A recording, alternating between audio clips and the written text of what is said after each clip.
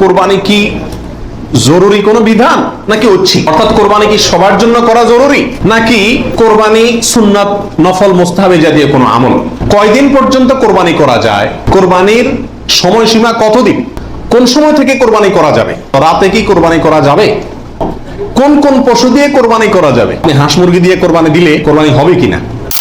একটু থামুন, কেন কোরবানি করছেন নিজেকে নিজে প্রশ্ন করুন এবং এই প্রশ্নের উত্তর নিজেকে নিজে দিন। এরপরে নিজেই বিচার করতে পারবেন আপনার কোরবানির কোনো বিনিময় আদৌ আল্লাহর কাছে পাবেন নাকি কিছুই পাবেন। সম্মানিত সাথী বন্ধুগণ, যত মানুষ আমাদের সমাজে কোরবানি করে, এই বিশাল জনগোষ্ঠীর সবচেয়ে বড় অংশ বলা যেতে পারে এই কোরবানিটা আমাদের জন্য আজ ফ্যাশনে পরিণত হয়েছে। এটার ইবাদত থাকে নাই, কারণ ইবাদত হয় সেই কাজ যে কাজ বান্দা আল্লাহকে খুশি করার জন্য করে। কোরবানিটা সবচেয়ে বেশি সংখ্যক মানুষ করে, এর একটা কারণ এটাও যে কোরবানি এমন একটা ইবাদত যেটা নগদ লাভ নিজেই পায়, বস্তুগুলা ফ্রেশ বাসায় উঠাতে পারে। এই কারণে সমাজের বড় একটা অংশ কি করে? কোরবানি করে। আবার অনেকে কোরবানি করে নিজের নেতাগিরি জাহির করার জন্য। নেতা সাহেব, এমপি সাহেব, মন্ত্রী সাহেব, ব্যবসায়ী সাহেব, অমুক সাহেব, তমুক সাহেব, 10টা গরু, 5টা গরু, সবচেয়ে বড় গরু। এই যে একটা প্রতিযোগিতা, এই প্রতিযোগিতাটা মনে হচ্ছে ভালো কাজের প্রতিযোগিতা, আসলে এটা হলো এক ধরনের বড়াই, মাতবরির প্রতিযোগিতা, নিজের প্রভাব প্রতিপত্তি, নাম সুনাম এগুলোকে প্রতিষ্ঠিত করার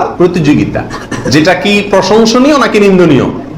নিন্দনীয়। এই জন্য ভাইরা আমার, কোরবানি করার আগে প্রথম একটু থেমে নিজেকে প্রশ্ন করতে হবে, আমি কেন কোরবানি করছি? আমি কি মানুষকে দেখাবার জন্য করছি না আল্লাহকে সন্তুষ্ট করার জন্য করছি? এই বিষয়টি নিজেকে নিজে প্রশ্ন করে এর ইতিবাচক এবং সঠিক উত্তর বের করে আনতে হবে, তারপরে কোরবানির দিকে পদক্ষেপ নিতে হবে। কোরবানি কি? কোরবানি এটি উর্দুতে ব্যবহার হয়ে থাকে ত্যাগের অর্থে। কোরবানি করা, যে কোনো কাজের জন্য কোরবানি করা মানে কি করা? ত্যাগ করা। এই পশু কোরবানিকে কোরবানি বলা হয় এই জন্য যে এই কোরবানিটাও আসলে মূলত কি? ত্যাগেরই শিক্ষা বহন করছে। ইব্রাহিম আলাইহিস সালামের ত্যাগের স্বাক্ষর এই পশু কোরবানি। এর মাধ্যমে ইব্রাহিম আলাইহিস সালাম যে আল্লাহর জন্য বিশাল বড় ত্যাগ করেছিলেন, আল্লাহর কথাকে মানতে গিয়ে নিজের জীবনের সবচেয়ে বড় পরীক্ষার সম্মুখীন হয়েছিলেন এবং তিনি ত্যাগ করে পরীক্ষা উত্তীর্ণ হয়েছেন। এই কোরবানি যেহেতু তার স্বাক্ষর, সেই জন্য ওই আমাদের সমাজে উর্দুতে সচরাচর যে কোরবানি এই শব্দটি ব্যবহার হয় সেটাই প্রচলিত আছে, অর্থাৎ ত্যাগ করা, কোরবানি। আর আরবিতেও কোরবান শব্দটি আছে, যেটা কোরআনে আল্লাহ তাআলা ব্যবহার করেছে। আদম আলাইহিস সালামের দুই ছেলে কাবিল এবং হাবিল, তারা উভয়ে আল্লাহর কাছে আল্লাহর সন্তুষ্টির জন্য তারা সাদাকা পেশ করেছিল, নৈকট্য অর্জন করার জন্য। আল্লাহ বলেছেন ইত্তাকাররাবা কুরবানান, তারা উভয়ে যখন কোরবান পেশ করছে, যে কোরবান শব্দ কোরআনেও আছে, অর্থাৎ তারা উভয়ে এমন বস্তু পেশ করেছে যার মাধ্যমে আল্লাহর নৈকট্য অর্জন করা যায়। সেই অর্থে কোরবান মানে হলো আল্লাহর কাছে নৈকট্য অর্জন করার মাধ্যম বা উপায়, অর্থাৎ ত্যাগ করা অথবা আল্লাহর কাছে নৈকট্য অর্জন করার মাধ্যম। এই হলো কোরবানির সংক্ষিপ্ত শাব্দিক পরিচিতি। আর ইসলামী শরিয়াতে কোরবানি বলা হয় জিলহজের 10 তারিখে এবং তার পরবর্তী যে দিনগুলোতে কোরবানি করা যায় সেই দিনগুলোর ভেতরে কোন পশু, অনুমোদিত পশু যেগুলো জবাই করলে সওয়াব হয় দিনগুলোতে, সেগুলোকে আল্লাহকে সন্তুষ্ট করার উদ্দেশ্যে জবাই করার নাম হলো কোরবানি। এই হলো ইসলামী শরিয়ার পরিভাষায় কোরবানির মোটামুটি একটি সংজ্ঞা। দ্বিতীয় প্রশ্নে চলে যাই আমরা, কখন কিভাবে কোরবানি শুরু হয়েছিল? এই কোরবানি শুরু হয়েছিল সর্বপ্রথম ইব্রাহিম আলাইহিস সালামের মাধ্যমে। আল্লাহ সুবহানাহু ওয়া তাআলা ইব্রাহিম আলাইহিস সালামকে স্বপ্নের মাধ্যমে নির্দেশ করেছিলেন নিজের সন্তানকে জবাই করার জন্য। আর সন্তান জবাই করা, এই কঠিন নির্দেশটি আল্লাহ সুবহানাহু ওয়া তাআলা করেছেন ইব্রাহিম আলাইহিস সালামকে। তাকে আল্লাহ তাআলা যত কঠিন পরীক্ষা করেছিলেন, এত কঠিন পরীক্ষা তার আগে আর কোন নবীর প্রতি আল্লাহর পক্ষ থেকে ছিল না। জীবনের পদে পদে পরীক্ষা, পরিবার সহ রেখে আসো মক্কায়, কেউ নাই সেখানে, কোনো আবাদি নাই, পাহাড়ি এলাকা, ছোট দুধের বাচ্চা সহকারে নিজের স্ত্রীকে রেখে চলে আসো। বাহ্যিকভাবে অযৌক্তিক নির্দেশ আল্লাহ সুবহানাহু ওয়া তাআলা, সেটাও তিনি মেনেছেন এবং পরীক্ষা পাশ করেছেন। আল্লাহ বলেছেন প্রতিটা পরীক্ষা তিনি কি করেছেন? পাশ করেছেন।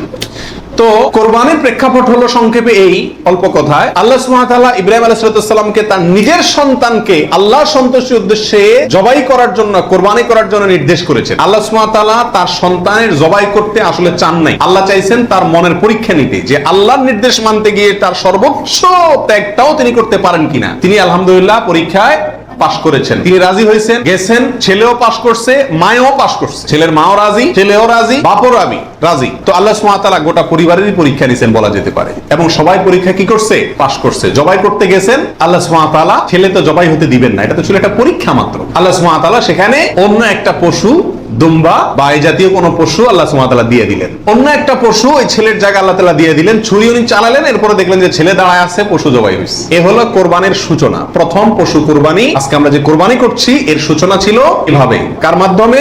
ইব্রাহিম আলাইহিস সালামের মাধ্যমে।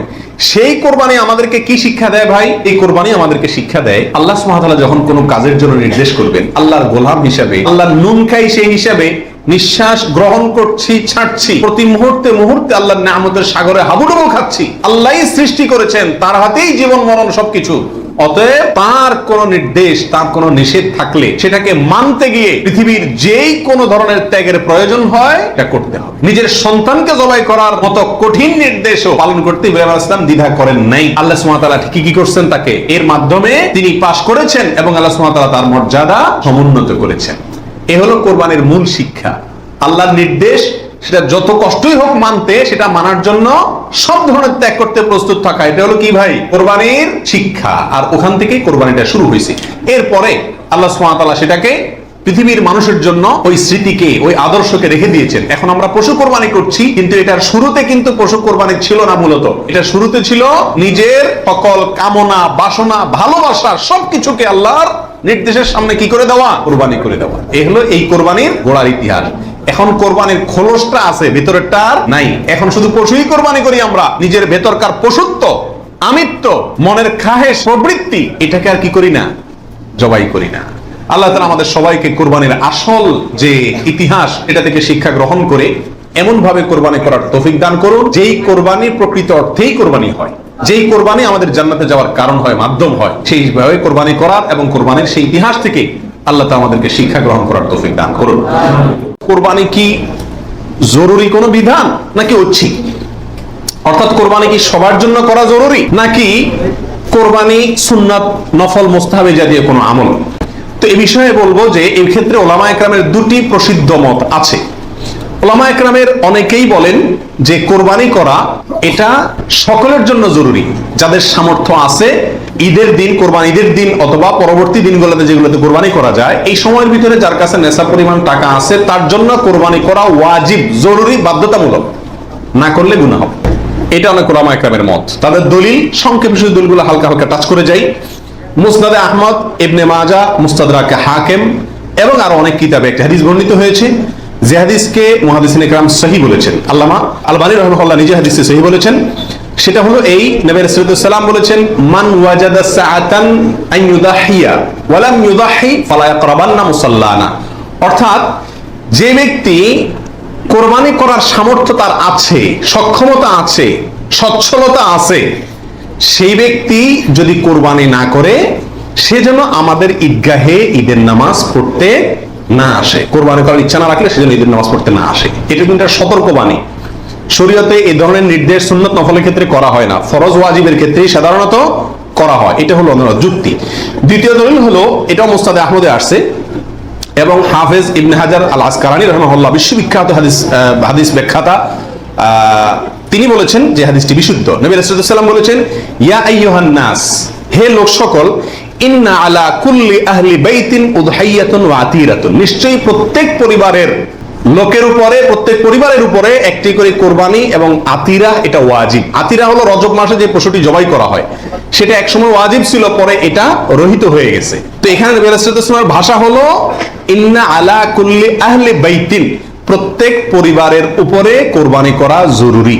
জরুরি, আলা এই শব্দটি জরুরি অর্থ বোঝানোর জন্যই আসে। এটিও বিশুদ্ধ হাদিস।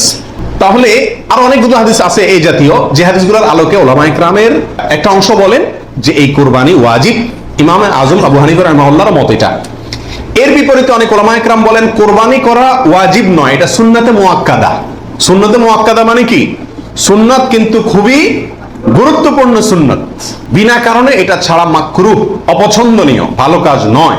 সুন্নাতে মুআক্কাদা এবং ওয়াজিবের সাথে খুব বেশি তারতম্য নাই, কাছাকাছি গুরুত্বের বিচারে প্রায়।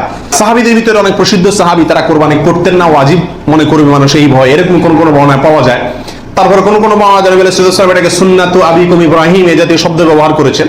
তো এসব কারণে ওনারা সুন্নাত বলেন, সুন্নাতে মুআক্কাদা বলেন। যাই হোক, সর্বসাকুল্যে এই কোরবানি খুবই গুরুত্বপূর্ণ একটি বিধান, এটা হলো নিশ্চিত। ওয়াজিবের মতটা গ্রহণ করলে এটা বেশি সতর্কতা হয় এবং ইখতিলাফ এবং মতপার্থক্যের ঊর্ধ্বে উঠা যায়, এবং অনেকগুলো বর্ণনা এর পক্ষে রয়েছে।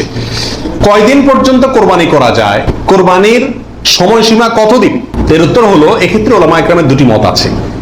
অনেক ওলামায়ে কেরামের মতে কোরবানি করা যায় ঈদের দিন, জিলহজের 10 তারিখ আর 11 এবং 12, এই 3 দিন। এটা ইমাম আবু হানিফা রাহিমাহুল্লাহর মত। এর বিপরীতে অনেক উলামা ইকরামের মত হলো কোরবানি এটা 4 দিন পর্যন্ত করা যায়, কোরবানি ঈদের দিন এবং তারপরে আরো 3 দিন, 11, 12, 13। যুক্তি হলো যে আইয়ামে তাশরিক, এক হাদিসে আসছে একেবারে সুস্পষ্ট ভাবেই যে আইয়ামে তাশরিক এই দিনগুলা সবগুলোই হলো জবাই করার দিন, অর্থাৎ কোরবানি করার দিন। সেহেতু আইয়ামে তাশরিক হলো ঈদের দিন, ঈদের পরে আরো 3 দিন, অর্থাৎ 13 তারিখ, চাঁদের 13 তারিখের সন্ধ্যার আগ পর্যন্ত। এ হলো কোরবানির দিন। তবে কোরবানি প্রথম দিন ঈদের নামাজের পরপরই করা বেশি উত্তম, এতে কোনো সন্দেহ বা ইখতিলাফ কারোর নাই। এবারে সারা দুনিয়ার উলামা ইকরাম একমত। কারণ নবী আলাইহিস সালাম ঈদের দিন ঈদের নামাজের পরপরই সাধারণত কি করতেন? কোরবানি করতেন।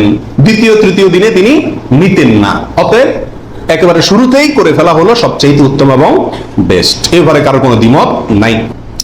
কোন সময় থেকে কোরবানি করা যাবে? উত্তর হলো ঈদের নামাজ যখন পড়া হবে, যেই এলাকাতে গরুটা জবাই হবে ওই এলাকাতে যখন ঈদের নামাজ শেষ হবে, ঈদের নামাজ শেষ হওয়ার পরপরই কি করা যাবে? কোরবানি করা যাবে।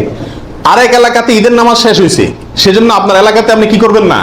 কোরবানি করবেন না। আপনার এই পশু যারা কোরবানি করবে তারা ঈদের নামাজ পড়ার পরপরই কি করতে পারবেন? কোরবানি করতে পারবেন। এ হলো কোরবানির সময়। রাতে কি কোরবানি করা যাবে?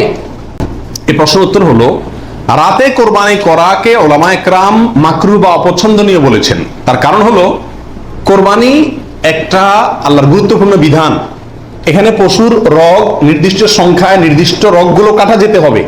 রাতে করলে অন্ধকারে সেগুলো কম বেশ হয়ে যেতে পারে, এই আশঙ্কায় দিনের বেলায় করা উত্তম এবং রাতের বেলায় মাকরুহ বলেছেন। তবে যদি পর্যাপ্ত আলোর ব্যবস্থা থাকে এবং এরকম কোনো ভুল হওয়ার আশঙ্কা না থাকে তাহলে রাতেও কোরবানি করা যাবে, অর্থাৎ এই দিনগুলোতে আর কি, যে দিনগুলোতে করা যায়। কোন কোন পশু দিয়ে কোরবানি করা যাবে? আপনি হাঁস মুরগি দিয়ে কোরবানি দিলে কোরবানি হবে কিনা? বড় পশুর ভিতরে 3 ধরনের পশু আর ছোট পশুর ভিতরে 3 ধরনের পশু, এগুলো দিয়ে কি করা যাবে? কোরবানি দেওয়া যাবে। বড় পশুর ভিতরে কোরবানি দিতে পারবেন উট, গরু, মহিষ, এগুলো দিয়ে। মহিষ দিয়ে দিতে পারবেন কিনা এটা নিয়ে উলামা ইকরামদের সামান্য ইখতিলাফ আছে। অনেকে মহিষকে গরুর অন্তর্ভুক্ত করেছেন, অনেকে করেন নাই। যার কারণে যারা করেছেন তারা বলছেন করা যাবে, যারা করেন নাই তারা বলছেন করা যাবে না। এই জন্য একান্ত অনন্য উপায় না হলে সেদিকে না যাওয়াই ভালো, ইখতিলাফের দিকে।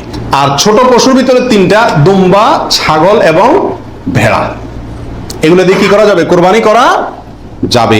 এছাড়া অন্য কোনো পশু দিয়ে, এই গৃহপালিত পশু ছাড়া আপনি হরিণ দিয়ে অথবা অন্য কোনো হালাল পশু যেটা গৃহপালিত না সেটা দিয়ে কি করা যাবে না? কোরবানি দেওয়া যাবে না, দিলে কোরবানি হবে না।